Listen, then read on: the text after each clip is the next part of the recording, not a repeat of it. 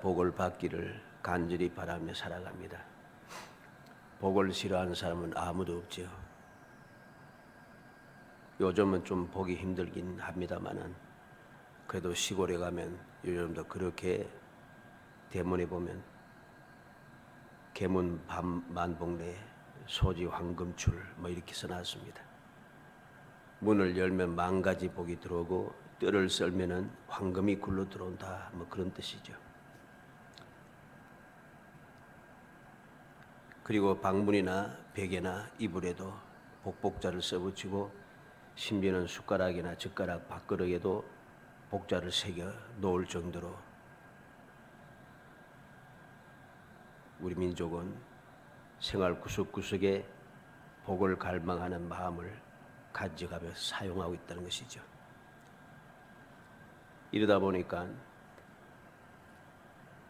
어려서부터 모든 사람은 복에 대한 간절한 마음, 복을 받아야지 하는 그러한 마음을 가지고 살아가게 됩니다. 그래서 아이를 태어나서 100일이 되면 또 100일이 되면 100일 되는 대로 첫돌이 되면 첫돌이 맞은 대로 그리고 복자가 새겨진 떡을 준비하고 복자가 새겨진 옷을 입히고 그리고 오래 건강하게 살라고 목숨 숫자가 새겨진 옷을 입히고 많은 재산을 소유하여 부자대로 살라고 부활 부자가 새겨진 옷을 입혀주고 그렇게 했습니다. 그러다 보니까 우리 교인들도 복을 받는 것이 신앙의 근본이 그 목적이 되어버렸습니다. 복을 기대하고 소망하는 게 잘못된 건 아닙니다. 복을 소망하고 기대하는 것, 믿음의 사람들은 당연히 복을 받아 누려야 할 사람이기 때문에 그게 뭐 대단하게 잘못된 것은 아닙니다.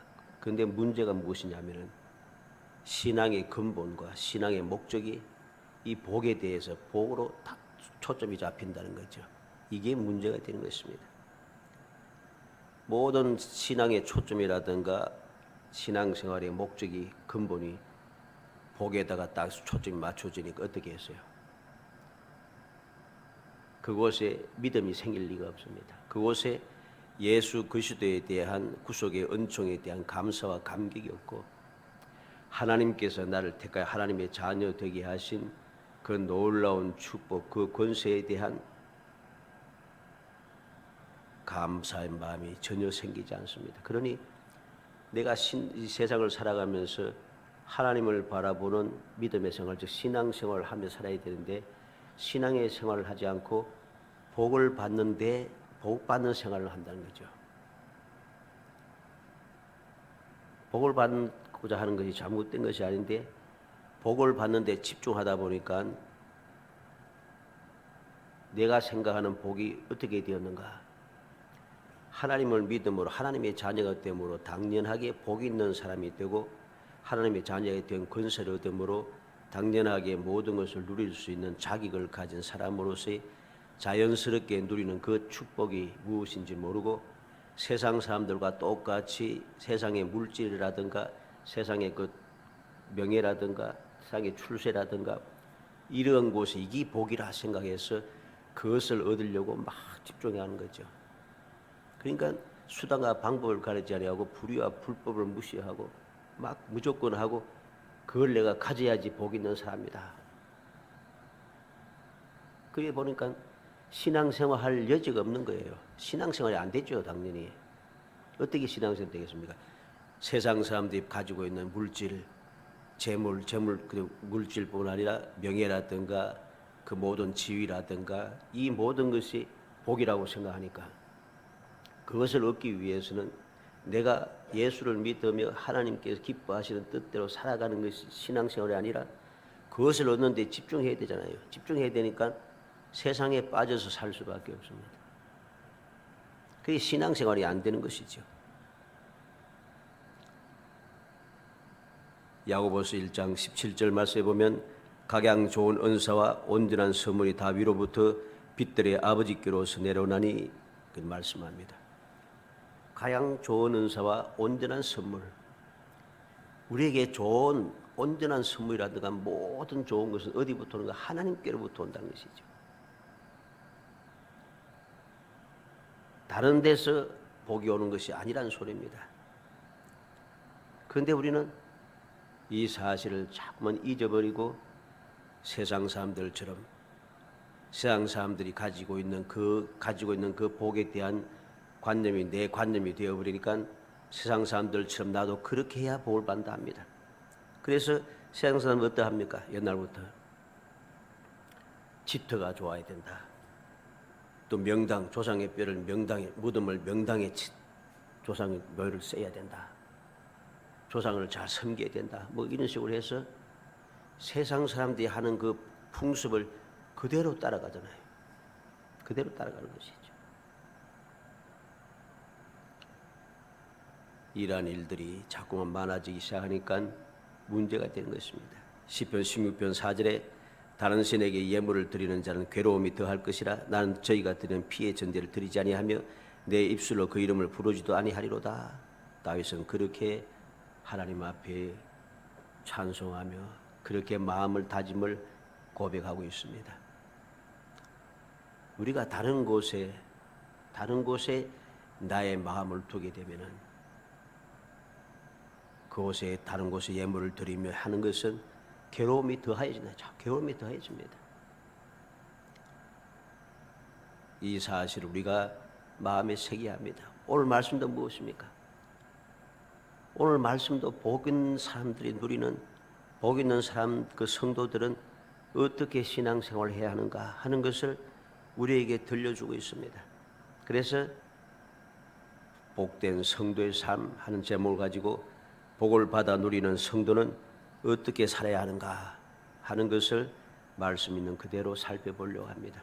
그래서 우리가 복을 받아 누리는 성도로서 이미 복을 받은 사람으로 받은 복을 누리는 삶은 어떻게 살아야 하는가 하는 것을 다시 한번 마음에 새겨서 이제까지 우리가 잘못된 방식으로 잘못된 신앙생활을 하던 것을 버리고 온전한 신앙생활로 돌아와 세상 사람들처럼 그렇게 복을 받아 아둥바둥하고 불의와 불법을 행하면서 온갖 수단과 방법을 듣다가 그리고 끊임없이 괴로움을 더하여 가는 어리석은 사람이 아니라 주님 주시는 그 좋은 복을 항상 누리며 살아가는 주님 주시는 복을 누리니까 내가 복을 받으려고 내가 복을 취하려고 하니까 힘들잖아요.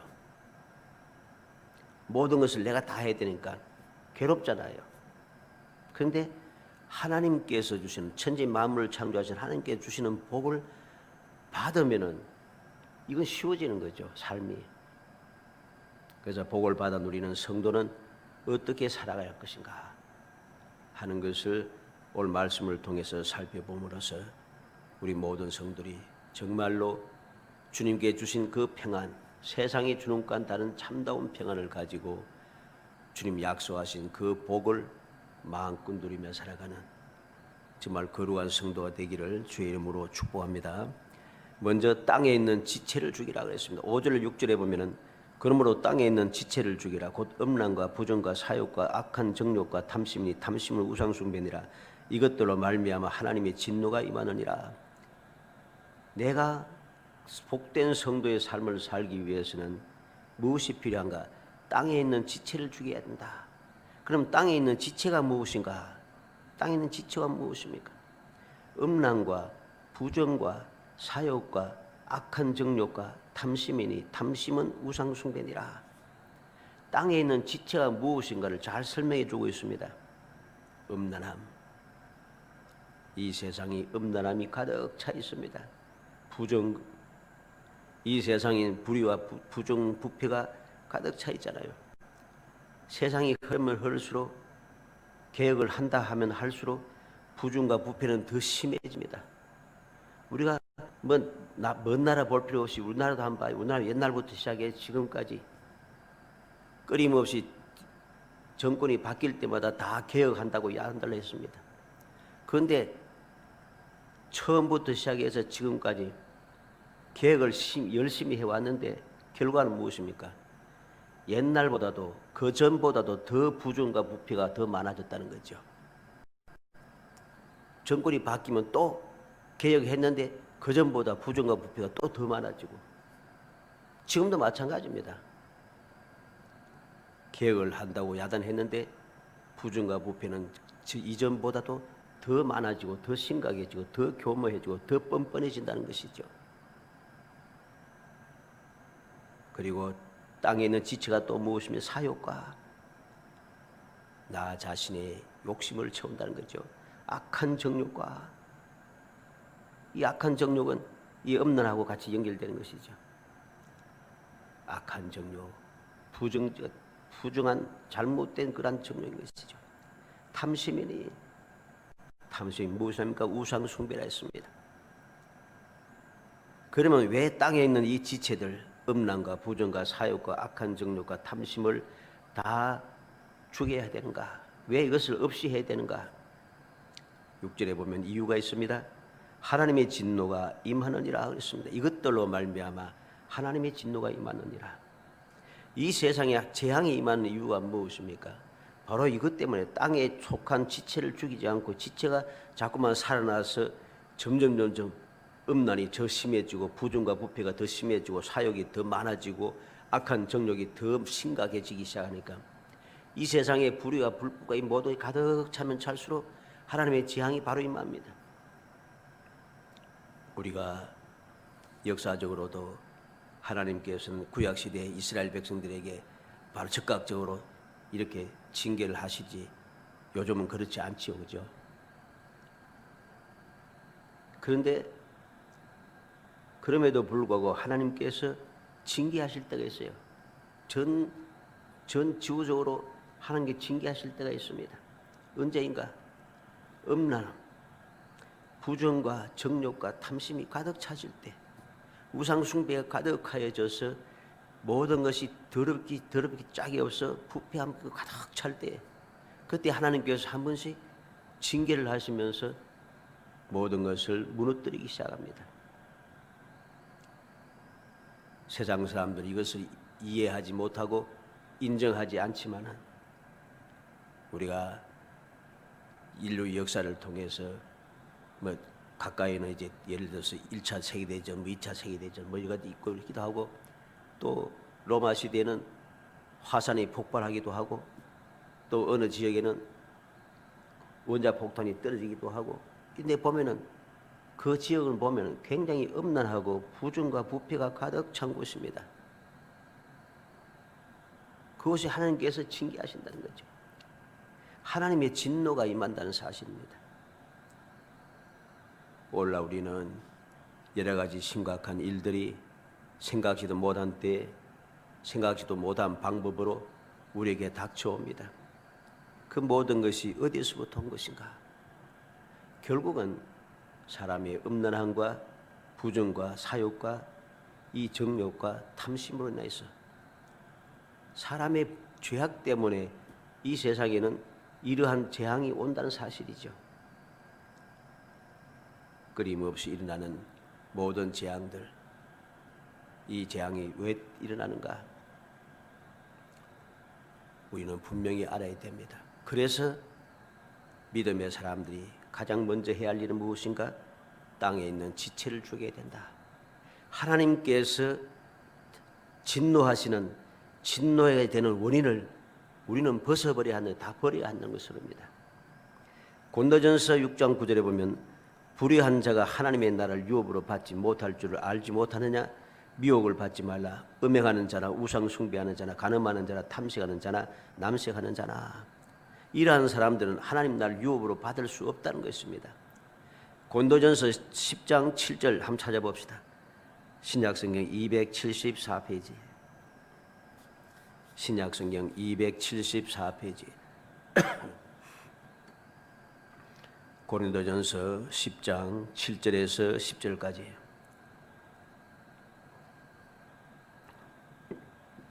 고린도전서 10장 7절에서 10절까지 읽어봅니다. 그들 가운데 어떤 사람들과 같이 너희는 우상 숭배하는 자가 되지 말라. 기록된 바 백성이 앉아서 먹고 마시며 일어나서 뛰논다 함과 같으니라. 그들 중에 어떤 사람들이 음행하다가 하루에 23,000명이 죽었나니 우리는 그들과 같이 음행하지 말자. 그들 가운데 어떤 사람들이 주를 시험하다가 뱀에게 멸망하였나니 우리는 그들로 같이 시험하지 말자. 그들 가운데 어떤 사람들이 원망하다가 멸망시키는 자에게 멸망하였나니 너희는 그들로 같이 원망하지 말라. 아멘. 여기 보니까 이스라엘 백성들을 통해서 하나님께서 어떠한 진노가 임했는가, 누구에게 진노가 임하였는가 하는 것을 이게 쫙 설명해 주고 있습니다. 우상 숭배하는 자가 되지 말라. 먹고 마시고 즐겼다는 것이죠. 그러다가 음행하다가 하루에 23,000명이 죽었나니 23,000명이 죽었어요. 하루 만에. 여기 보면 음란한 음행과 그리고 우상 숭배하고 가보면 항상 같이 따라다닙니다. 같이 따라다닙니다. 오늘 말씀도 역시 그렇죠. 음란함과 그리고 이 우상 숭배가 같이 따라다닙니다. 주를 시험하다가 뱀에게 멸망하였나니 원망하다가 멸망시키는 자에게 멸망하였나니 시험하는 것, 원망하는 것 다 어디에서 온 겁니까? 하나님의 은혜를 저버리고 악한 지체가 살아있습니다. 세상에 욕심이 가득 차 있다 보니까 하나님께서 지금 주시는 그 은혜를 감사할 줄 모르고 원망하고 하나님께서 때를 따라 이 죄까지 변함없이 계속해서 공급하셨는데 공급하신 것을 믿지 아니하고 하나님을 시험하고 하나님을 조롱하는 가운데 망령된 가운데 빠졌다는 것이 그 결과로 멸망을 당했다는 것입니다. 에베소서 5장 5절에 너희도 정녕 이것을 알거니와 음행하는 자나 더러운 자나 탐한 자나 곧 우상 숭배자는 다 그리스도와 하나님의 나라의 기업을 얻지 못하리니 음행하는 자, 더러운 자, 탐하는 자, 우상 숭배자 이러한 자들은 하나님의 나라에서 기업을 얻을 수 없다. 구원 못 받는다는 소리죠. 베드로전서 4장 3절에는 너희가 음란과 정욕과 술 취함과 방탕과 향락과 무부한 우상 숭배를 하여 이방인들의 뜻을 따라 행한 것은 지나간 때로 족하도다. 베드로 사도는 성도들에게 편지를 이야기합니다. 음란, 정욕, 술 취함, 방탕, 향락, 무부한 우상 숭배, 이방인의 뜻을 따라 행한 것, 이 땅에 있는 지체를 대로 살았던 것, 이것은 예수 믿기 이전에 한 것으로 족하다는 거죠. 예수 믿기 전에 했던 것이 족한데 예수 믿고 나서도 또 그 짓을 또 해서는 안 된다는 것입니다. 우리가 복된 성도의 삶을 살기 위해서는 하나님께서 주시는 복을 받아 누리는 평강의 삶을 살기 위해서는 땅에 있는 지체를 죽여야 한다. 두 번째로 모든 것을 벗어버리라 합니다. 7절로 9절에 보면 너희도 전에 그 가운데 살 때는 그 가운데서 행하였으나 이제는 너희가 이 모든 것을 벗어버리라. 곧 분함과 노여움과 악의와 비방과 너희 입에 부끄러운 말이라. 너희가 서로 거짓말을 하지 말라. 옛 사랑과 그 행위를 벗어버리고 그랬습니다.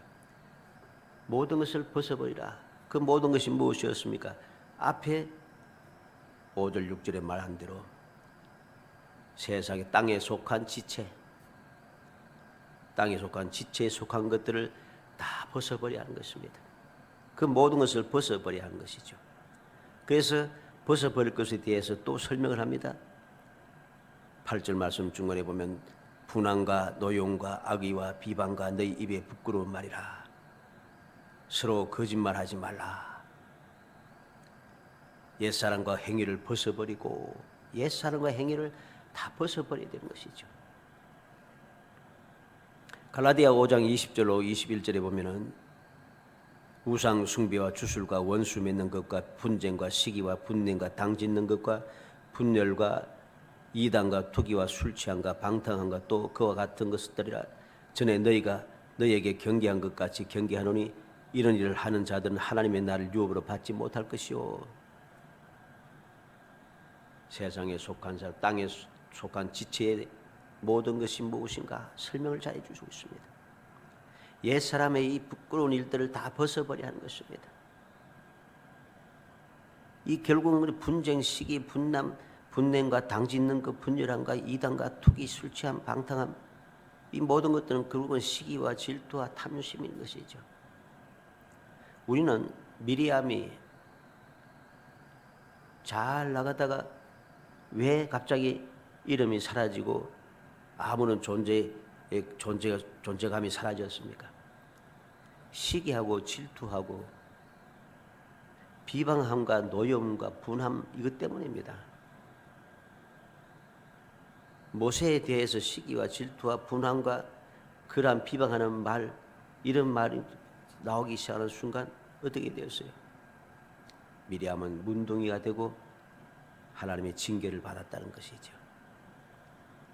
하나님의 긍휼의 은총을 입은 모세의 간절한 간구로 인하여 회복되긴 했습니다만 그 이후부터 미리암의 이름은 사라지기 시작한 것이죠.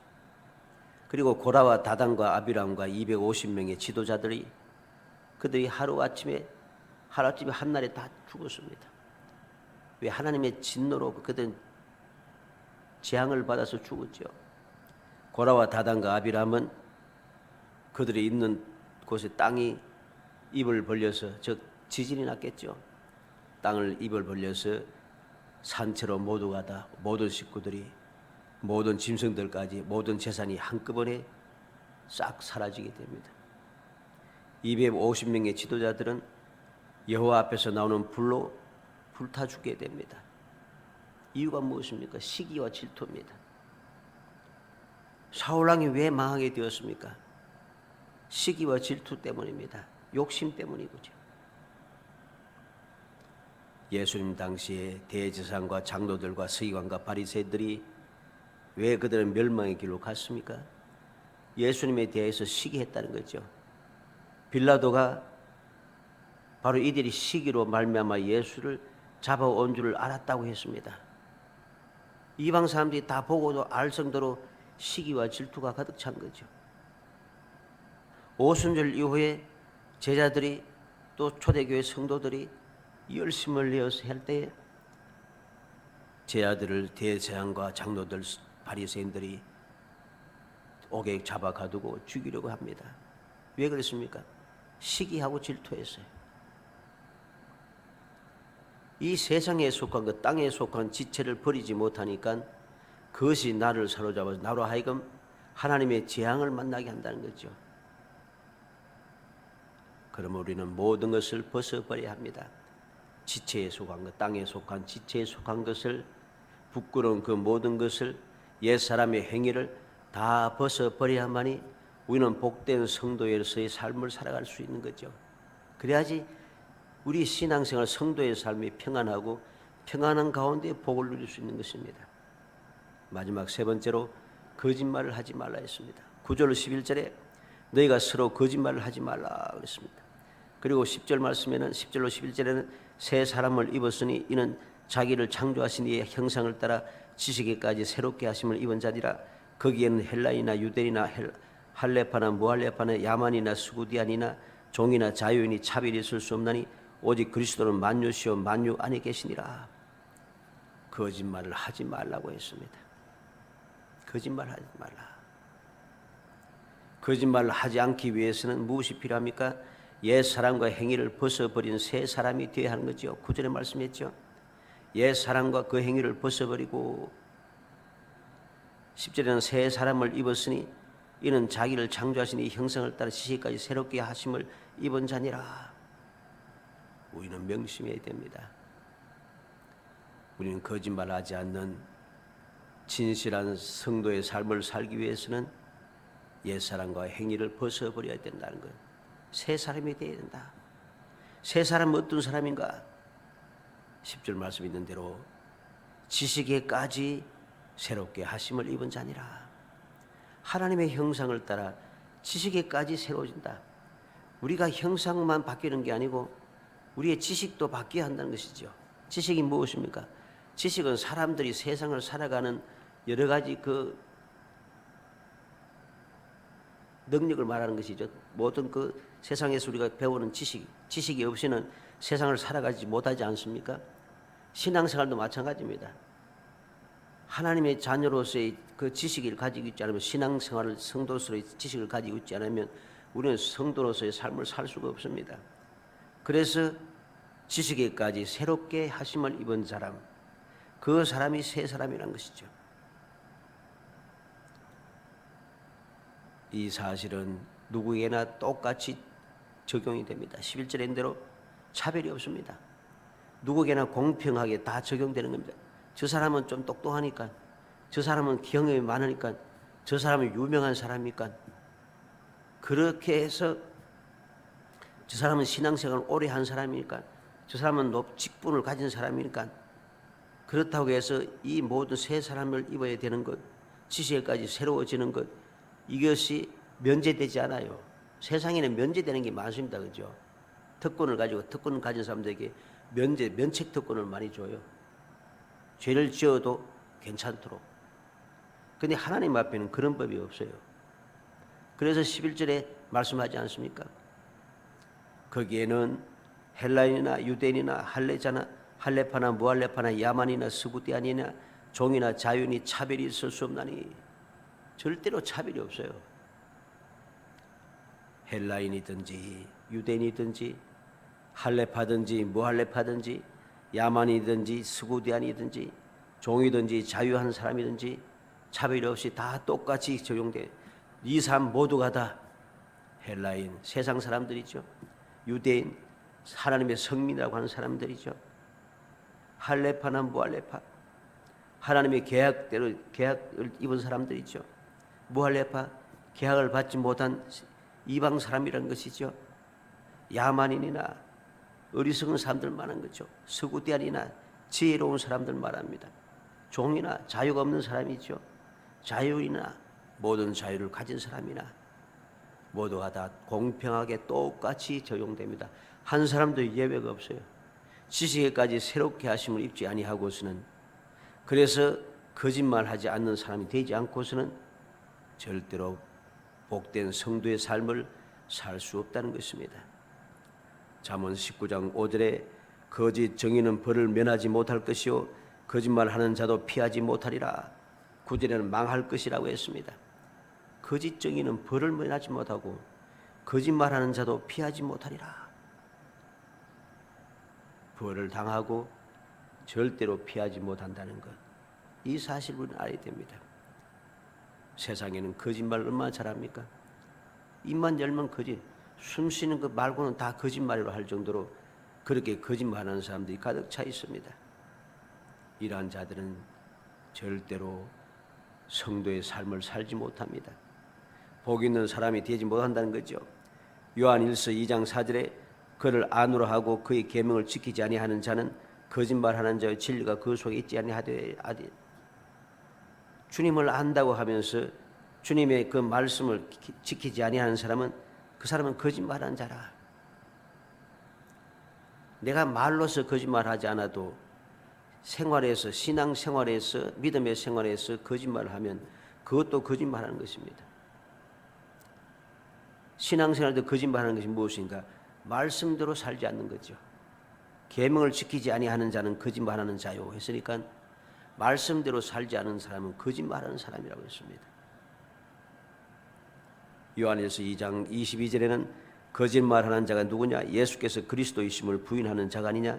아버지와 아들 부인하는 그가 적그리스도니. 누가 거짓말하는 자인가? 예수를 부인하는 자. 예수 믿는 사람이 예수를 부인할까? 예수 믿는다고 하면서 예수 부인한 사람 많습니다. 구원이 다른 데도 있다 하잖아요.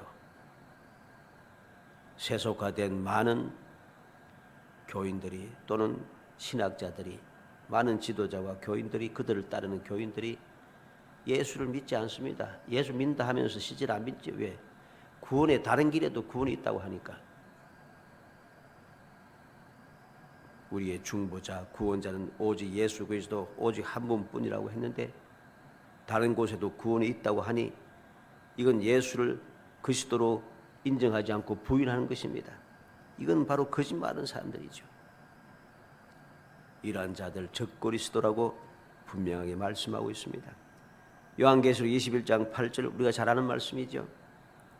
그러나 두려워하는 자들과 믿지 아니하는 자들과 흉악한 자들과 살인자들과 음행하는 자들과 점술가들과 우상 숭배자들과 거짓말하는 모든 자들은 불과 유황으로 타는 못에 던져지리니 이것이 둘째 사망이라. 여기 보니까 유황불에 빠져서 영원히 멸망당할 사람들에 대해서 기록했는데 두려워하는 자들, 믿지 아니하는 자들, 흉악한 자들, 살인자들, 음행하는 자들, 점술가들, 우상 숭배자들, 거짓말하는 모든 자들 우리는 기억해야 됩니다. 절대로 구원받지 못하고 영원한 멸망에 들어갈 자가 누구인가? 거짓말하는 자들이란 거죠. 요한계시록 22장 15절도 같은 말씀 나옵니다. 개들과 점술가들과 음행하는 자들과 살인자들과 우상 숭배자들과 및 거짓말을 좋아하며 지어내는 자는 다 성 밖에 있으리라. 구원을 받지 못한다는 말씀이죠. 우리는 거짓말을 해서는 안 됩니다. 하나님의 말씀을 대로 살지 않는 것도 거짓말하는 자들이고, 예수를 나의 구세주로 믿지 않는 것도, 다른 구원의 방법이 있다고 하는 사람도 거짓말하는 자고, 하나님의 말씀을 거역하고 세상과 짝하며 살아가는 것도 거짓말하는 것이고, 음행하는 것도 거짓말하는 것이고, 여러 가지 하나님의 명령을 거역하는 것, 살인자들, 이 모든 것들은 다 거짓말하는 자들이라. 이러한 자들은 복된 성도의 삶을 살 수 없다는 것입니다. 사랑하는 성도 여러분, 우리는 명심하고 또 명심해야겠습니다. 성도는, 복된 성도는 복을 받으려고 발버둥 치는 사람이 아닙니다. 복을 찾기 위해서 얻기 위해서 막 발버둥 치며 수단과 방법을 다해서 이리 뛰고 저리 뛰면서 그렇게 힘쓰고 애쓰는 사람이 아닙니다. 복된 성도는 평안을 누리면서 주님께서 약속하신 우리를 위해 준비해 놓으신 그 복을 받아서 누리는 사람입니다. 그래서 평안한 것이죠. 그래서 내 평안을 너에게 주노니 내가 주는 평안 새는 주는 평안과 다르다 합니다. 그래서 주님 주시는 그 복을 누리는 복된 성도들의 삶은 모든 사람들이 보기에는 너무나도 불안하고 너무나도 답답하고 너무나도 힘들고 너무나도 평안하지 못하고 참 힘들고 재앙이 끊임없이 이어지는 것 같은데, 그런데 본인들은 그렇지 않아요. 본인들은 평안해요.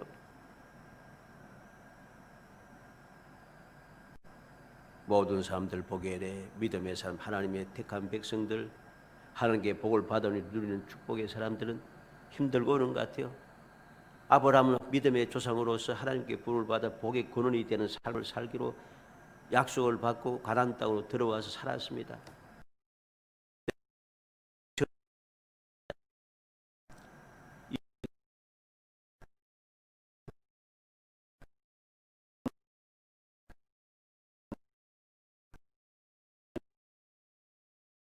뭐라 했습니까? 보다 더 험악한 세월을 살았다 합니다. 그만큼 고난이 많았어요. 그런데 그 고난이 그들을 넘어뜨리지 못하고 하는 것이죠.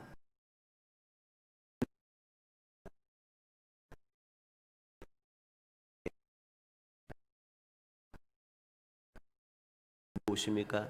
주님 주시는 놀라운 축복을 받고 평안을 누리면서 그 축복을 후손들에게 이어받게 합니다. 그래서 복을 빌면서 넘어갑니다.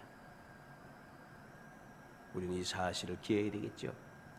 이렇게 복을 받은 사실을 깨닫는 믿음의 사람들은 어떠한 상황에서도 두려워하지 않고 힘들고 어려우면 어려울수록 더욱더 하나님께 더 가까이 나아갑니다. 그래서 하나님께서 주시는 평안, 하나님께서 해결해 주시는 은혜를 누리게 되는 것이죠. 그래서 하나님께서 어디를 가든지 이기게 하시고, 하나님께서 너희는 싸울 필요가 없다, 여호와의 구원을 바라보라, 그들은 찬송하면서 전쟁을 이기게 시작하는 것이죠. 이 모든 것이 다 평안인 것입니다. 복을 받아 누리는 사람, 복된 성도의 삶의 아름다운 모습인 것이죠. 어찌하든지 우리 모든 성도들이 복된 성도는 어떻게 살아야 하는가 하는 것을 마음에 새겨서 이 약속의 말씀을 굳게 믿고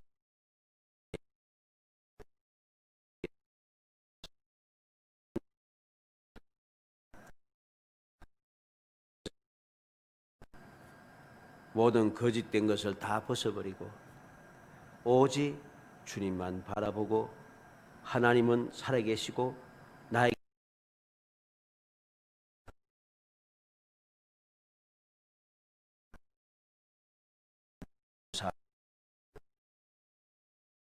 마음껏 누리는 복을 받아 누리기 위해서 없이 답답해하는 그런 삶이 아니라 주님과 함께 평강을 누리며 주님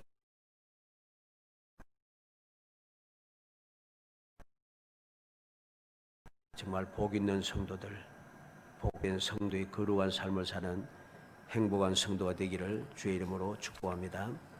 은혜 감사.